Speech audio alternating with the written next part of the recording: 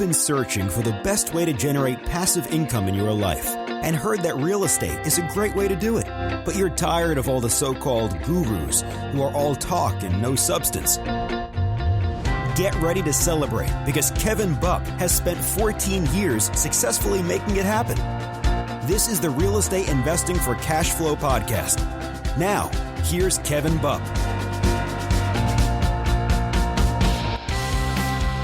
Hey guys, Kevin Bupp here, and I want to welcome you to another episode of the Real Estate Investing for Cash Flow podcast. Our mission is to help you build and maintain massive amounts of cash flow through income-producing real estate investments. Now, our guest for this week's show is CEO and founder of the neighborhood development company, Adrian Washington. Now, Adrian has more than 30 years of experience in urban real estate development, construction, and management. Since founding NDC in 1999, he has led the development of over 1 million square feet of real estate in the Washington, D.C. area with an active pipeline of another 500,000. NDC is also a partner in the district's City Center DC project and in Baltimore's State Center project. Now, from 2005 until early 2007, Adrian took a leave of absence from NDC to serve as the president and CEO of the Anacostia Waterfront Corporation, which is the entity charged with leading the redevelopment of the city's Southwest and Anacostia Waterfronts, including the National Stadium, the Yards, and the Wharf. Adrian grew up in the city's Anacostia neighborhood and is a lifelong resident of DC. He's a graduate of Stanford University and the Harvard Business School. And so, guys, I'm excited to have Adrian here on the show with us here today. But before we bring him on, just have a few quick housekeeping items I'd like to run through. First and foremost, you've heard me mention this here over the last couple of episodes, probably actually the last few months. We recently launched our third mobile home park investment fund. It's live. And if you want to learn more about partnering with my team and I, you can head on over to investwithsunrise.com. Again, that's investwithsunrise.com. And there you can basically watch our most recent webinar, and you can access our PPM documents and offering memorandum. You can really learn more about why mobile home parks, or why we feel mobile home parks are one of the best investment vehicles out there today, and one of the most tax efficient investment vehicles as well. And not just that, you also get some insights as to why some of the big boy PE firms such as Carlyle Group, Blackstone, Apollo, what have you, are really fighting to allocate billions to this space. Again, investwithsunrise.com to learn more. Moving on here, guys, if you love what we're doing at the Real Estate Investing for Cash Flow podcast, please take a moment to subscribe to the show. That way you get notified when new episodes come out.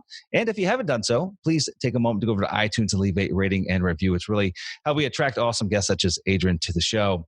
And then lastly, I want to remind you of the free 30-minute call for each and every week. This is on Fridays, where I set aside a couple 30-minute time slots where you can jump on the phone with me and talk about anything and everything related to real estate investing. It doesn't matter whether you're brand new to the business or a seasoned pro. I would love to have the opportunity to speak with you and meet with you. And I've spoken to hundreds of you over the years, and look forward to speaking with you, hopefully. So just go to kevinbupp.com to schedule that call with me.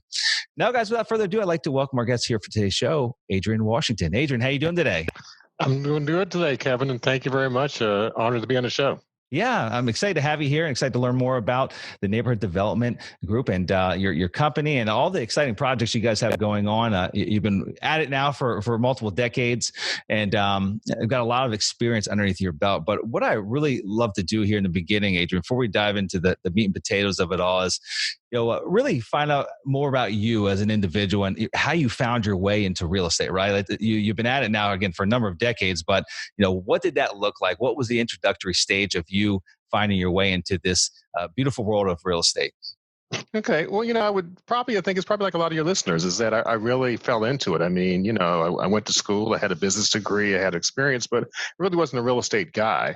And just from a personal standpoint, there was a part of the city that I liked that was experiencing a lot of change. And I bought an old brownstone there, and I still had my regular, job in consulting and finance. And just as a hobby, I got into fixing it up. And I loved what was going on in the neighborhood.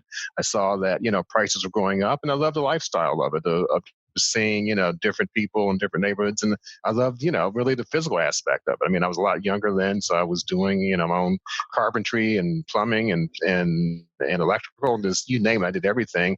And I really loved it. And I saw this was a way that I could, sort of take what I like, which was seeing a tangible product, just come into creation and make some money doing it. So, I left my regular corporate job and went into this and, had a lot of ups and downs and bumps and bruises, but never looked back. Okay, good deal. So you were actually out there swinging hammers when it all started. I Getting your sure fingers was. dirty. I sure was. And believe me, Kevin, I made a lot of mistakes along the way, and that's the way you learn. But you learn fast when you put your own money into something, and you got your money on the line, and the result of what you do is going to, make or break you. You work a lot harder, and you learn a lot Yeah. more.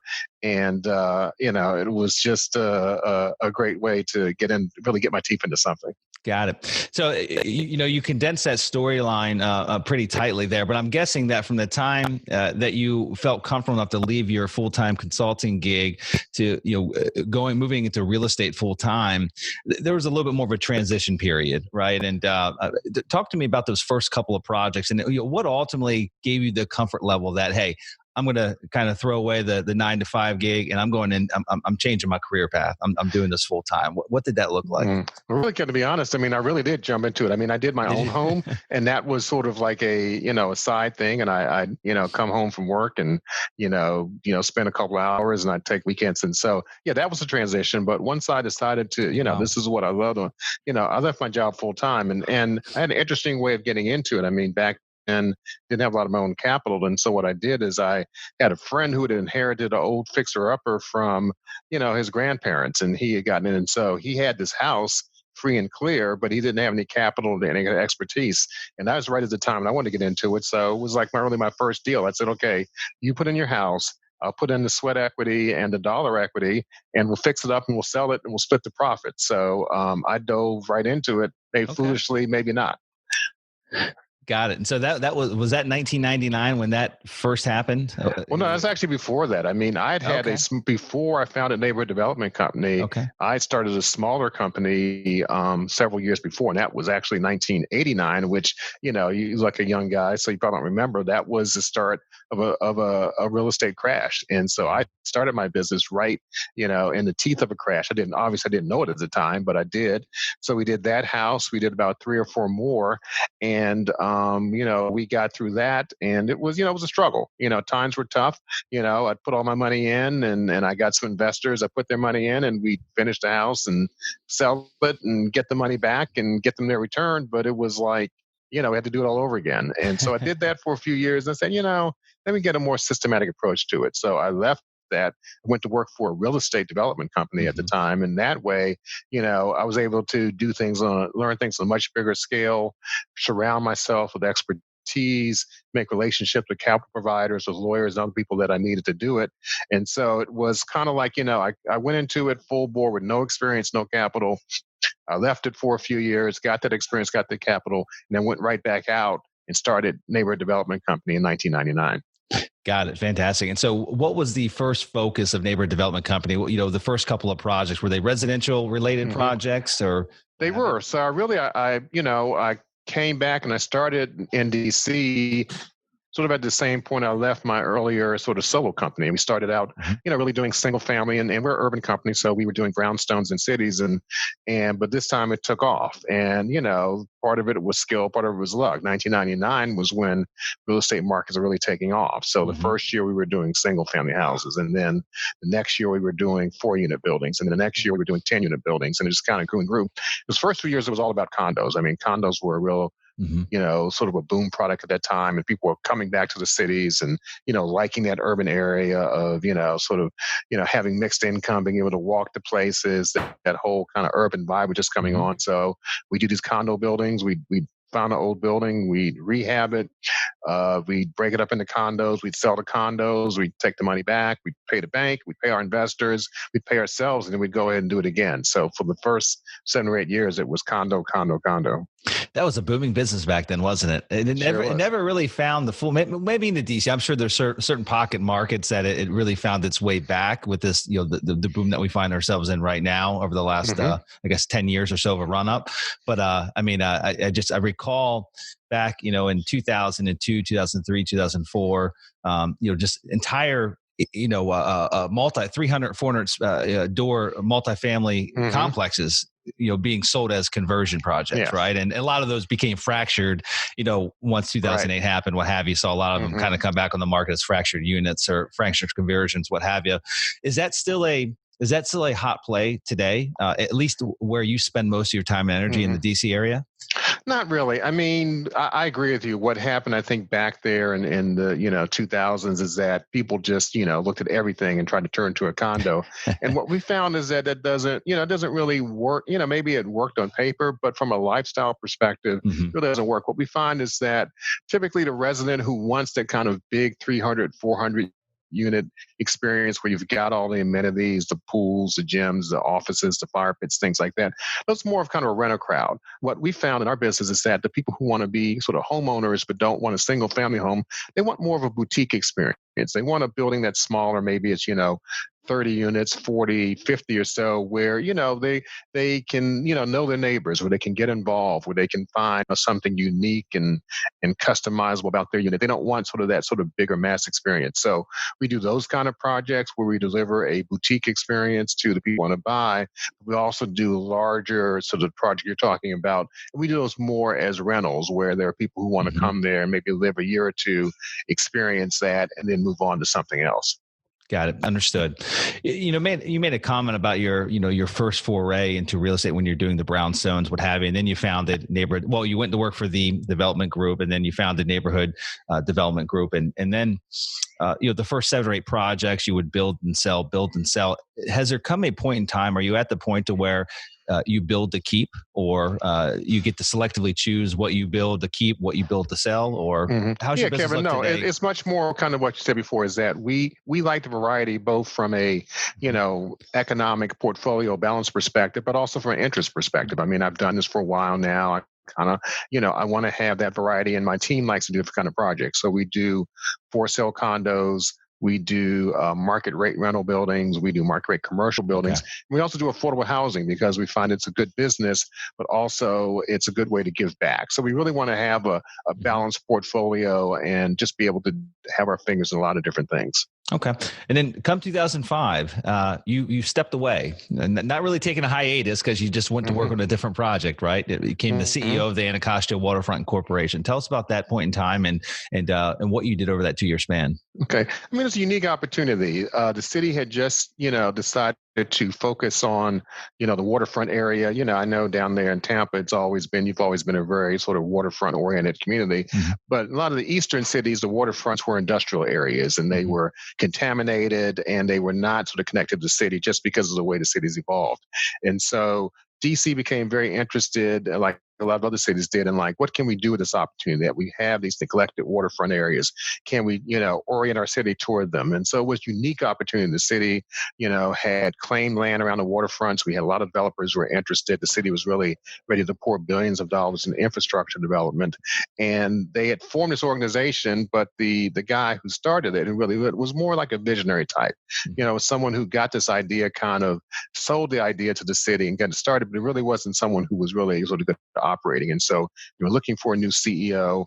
Washington, D.C. is my hometown, and a lot of these areas were underserved areas as well. And so these were important to me. And so I just thought it'd be a great opportunity to, take my talents. I never wanted to be a guy who was like, a politician or in government, but I did want to do some public service and take my skills and give them back to the city. So I thought it was a great opportunity to give back and also to get, involved in some interesting things that as a private developer, like, you don't do. I'll give you one quick example. I mean, one of the things that we were doing was we were building parks. And, I know, lots of developers, and, we build buildings, they build buildings. All these things is like, how many people actually get to design and build like a park?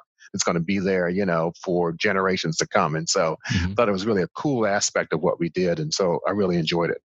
So I have not personally visited that Anacostia Waterfront District, and so I don't have a personal experience there. But I guess backing up a little bit, when did that project really start gaining momentum? Was it right around the time where you stepped into that role, taking it over from the visionary, or?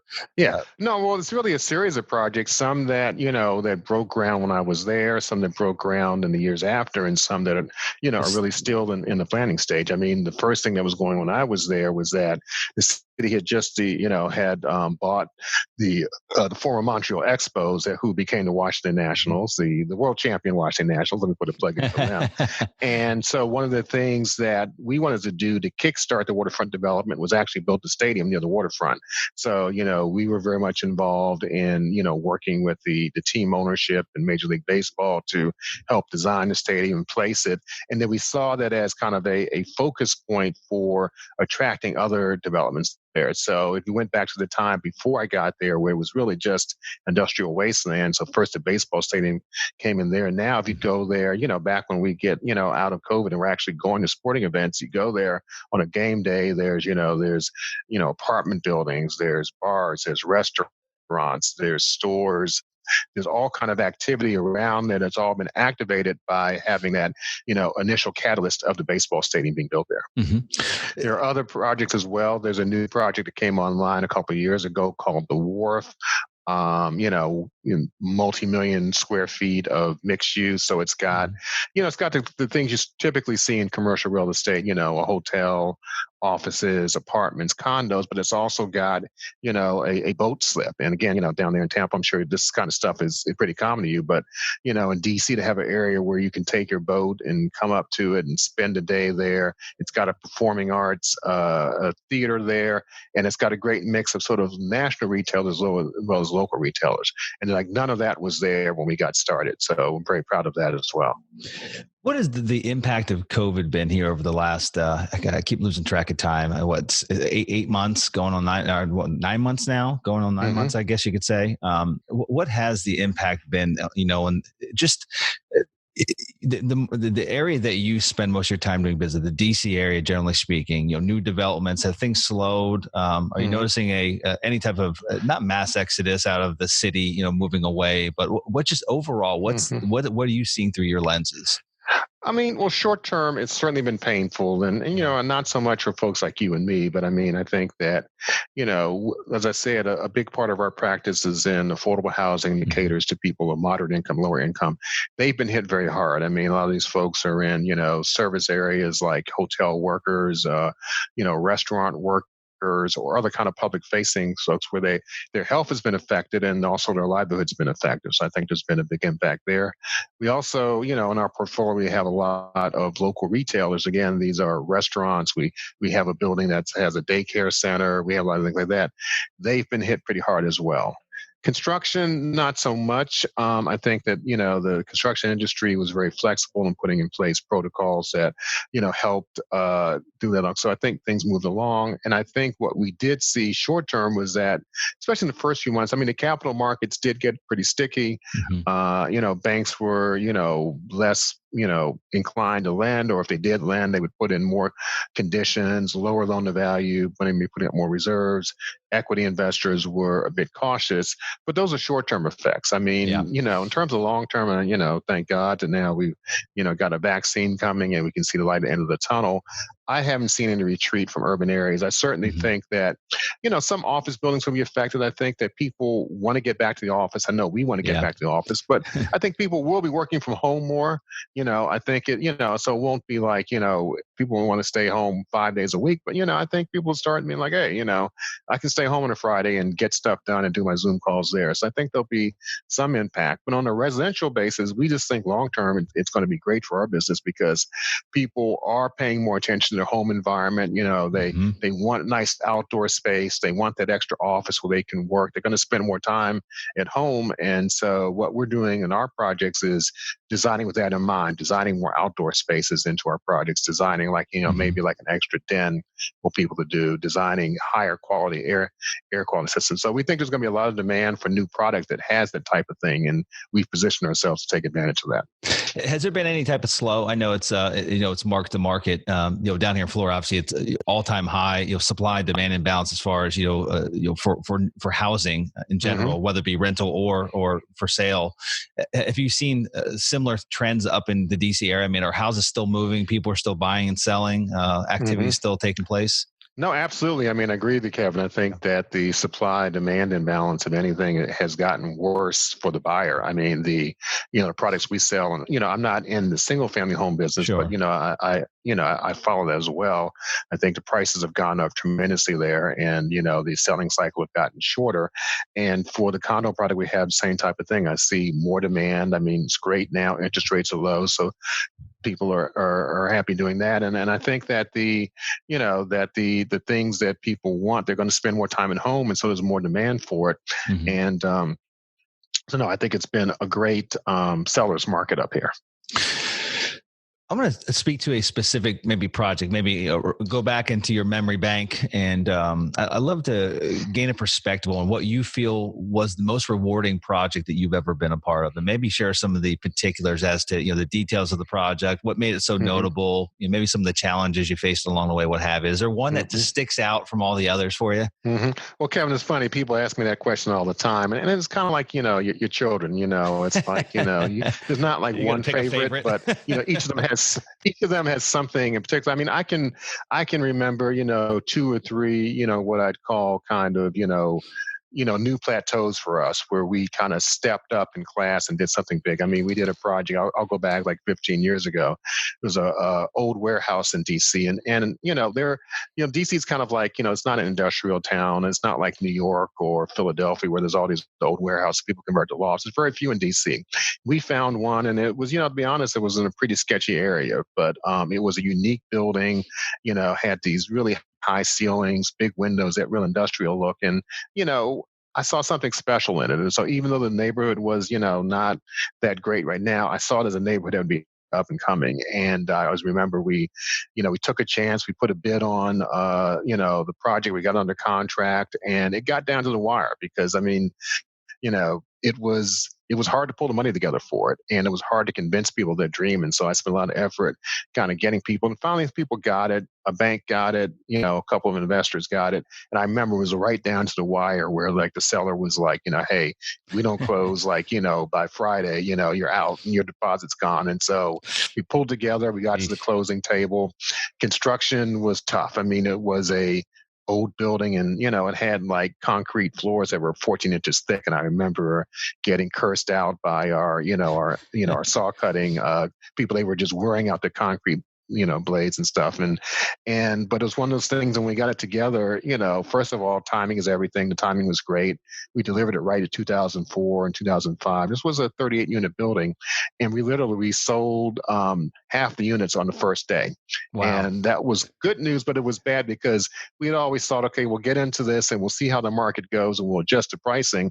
And so like at the end of the first day, we're like, damn, we sold half, and then we raised prices 10% like the next morning, but it was already too late. Half of them already sold, and we sold the rest of them pretty quickly. And it just was it was one of those things, we love as real estate developers where, you take a risk and you have a vision that, you get and some other people don't, and your vision gets proven correctly. And, it's still, I own 2 units in the building. I still go by there all the time. It's right near our offices and has these great sweeping views of downtown. And now it's one of those things. I had another friend tell me, it's like, when you're doing it, it seems like as risky as, as can be. But, once you get in there, everyone's like, oh yeah, that was a layup. Everybody could have seen that. So, it was my risk and now it's my layup. But it was a project that I think took us from kind of being like a small kind of rehab developer to, someone I thought was like, really, a big player in the game.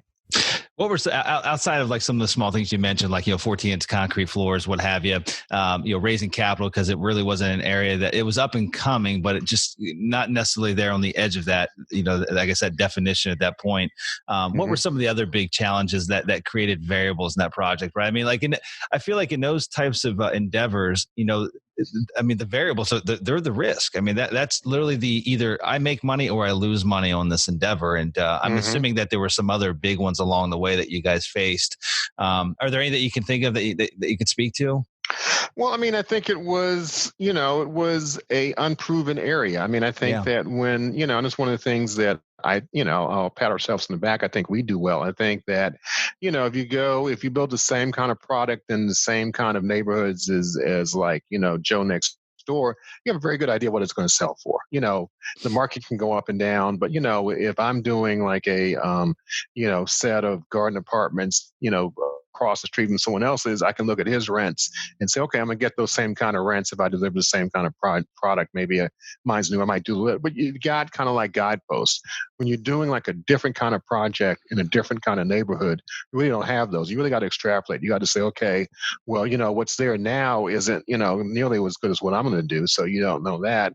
It's not as good a neighborhood as something across town. So you kind of like have to really guess the price. So maybe, it's like if you're thinking that the product next door to you is selling for 300 a foot, and a product like yours in a really nice neighborhood is selling, for 900 a foot, then, I'm going to sell mine for 600 a foot. But you're really just guessing. It's extrapolation. So you don't really know what's going on. And you can get appraisers, but I mean, in a situation that they don't know. So what you're really doing is taking your judgment, and it's kind of, exciting or nerve wracking, depending on how you look at it, is that until, it's like, it's like having a team and going out there in the field, until the whistle blows, you don't know how you're going to do against, that big opponent. And when you start moving the ball and you're like, yeah, we can plan this, we made the right choice. So I think that was the biggest thing, kind of, understanding what the market is. And then that thrill of having, it meet, or actually in this case, exceed what you thought it was. Yeah, no, that's very exciting. You've again been doing this now for many years. You've seen a lot. You faced a lot of challenges. What would you say to, Adrian, going back in time 30 years? What advice would you give Adrian back then, knowing what you know today?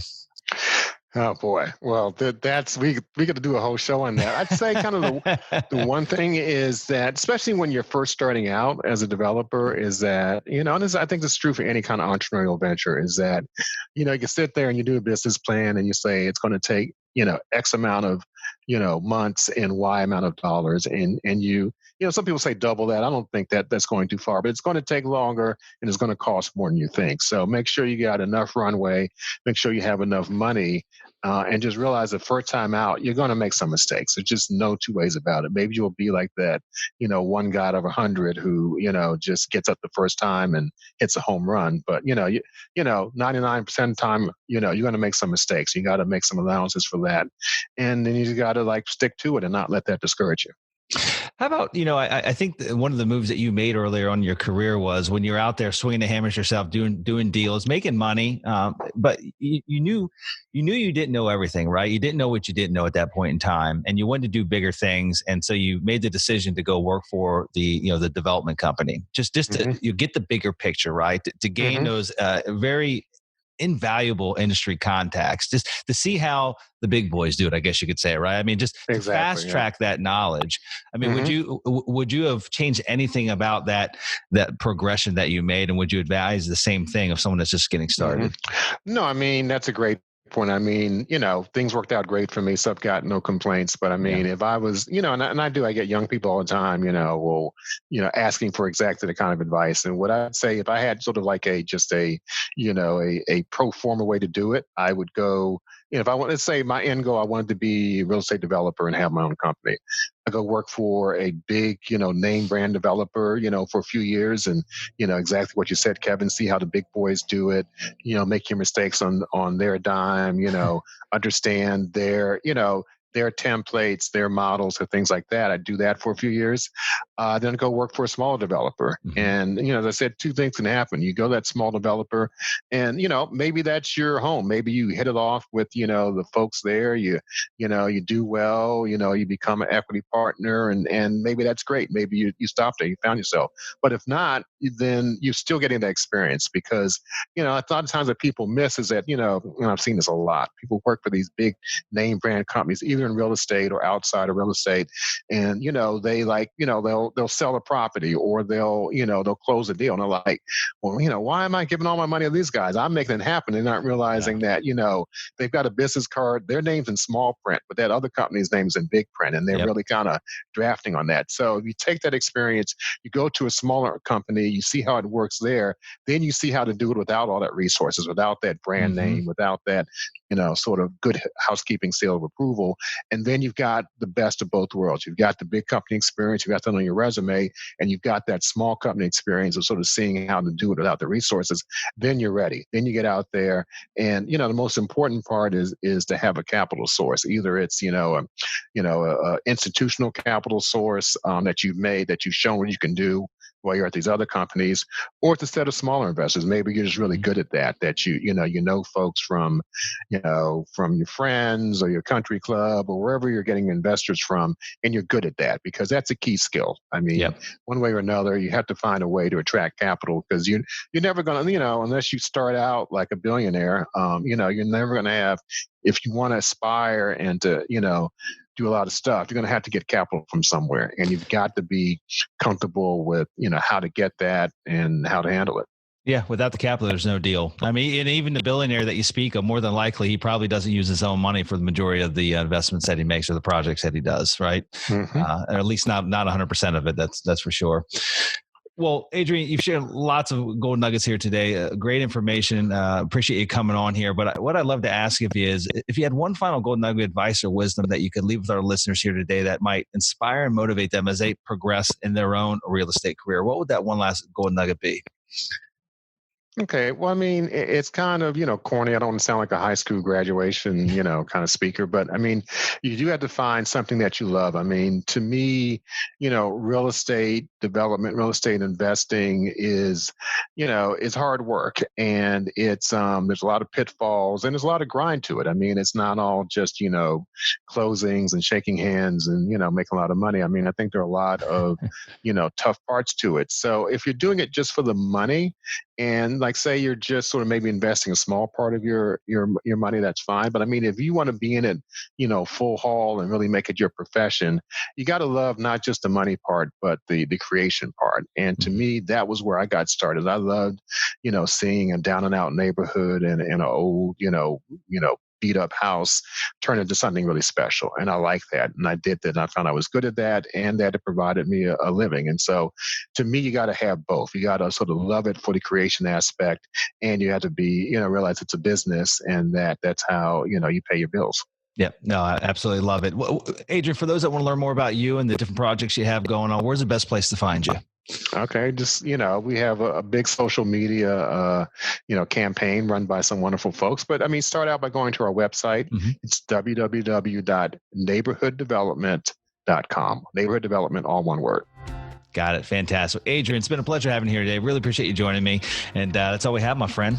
Okay. Well, thanks, Kevin. It's been a lot of fun. Alrighty, guys. That's all we have for this week's show. So until we meet again next week, this is your host, Kevin Buck, wishing you huge success. You guys take care. Congratulations! Now you've got more of the best tricks of the trade in building massive amounts of passive income from real estate. For more amazing resources, visit realestateinvestingforcashflow.com. And we'll see you next Monday morning.